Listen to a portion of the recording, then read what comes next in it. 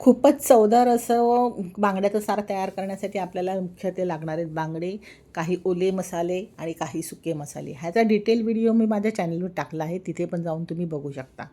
तर आता हे सगळे मसाले आहेत ओले आणि सुके ते आपण मिक्सरच्या भांड्यात घालतोय आणि त्याच्यात थोडंसं पाणी घालायचं आहे आणि हा मसाला आहे तो एकदम बारीक गंधासारखा वाटून घ्यायचा आहे.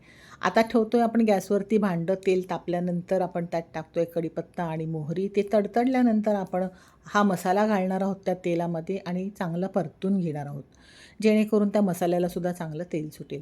नंतर आपण ह्यात एक तांब्याभर पाणी घालणार आहोत. जरा जास्तच पाणी घालायचं, जेणेकरून आपल्याला ते सार थोडंसं पितासुद्धा येईल.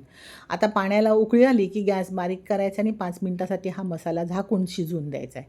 नंतर झाकण काढून परत आपण त्यात घालायचे ते केलेल्या बांगड्यांचे तुकडे, कोकम 5 आणि 4 हिरव्या मिरच्या. हे टाकल्यानंतर पाणी उकळेल. पाणी ते मसाल्याला कड आला, की आपण ते झाकून ठेवायचे पुन्हा 10 मिनिटासाठी.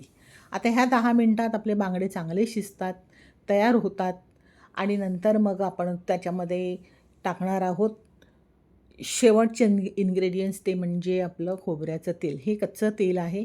ह्याने खूप सुंदर सुगंध आणि चव पण भारी लागते. एकदा करून बघा, खूपच टेस्टी लागतं.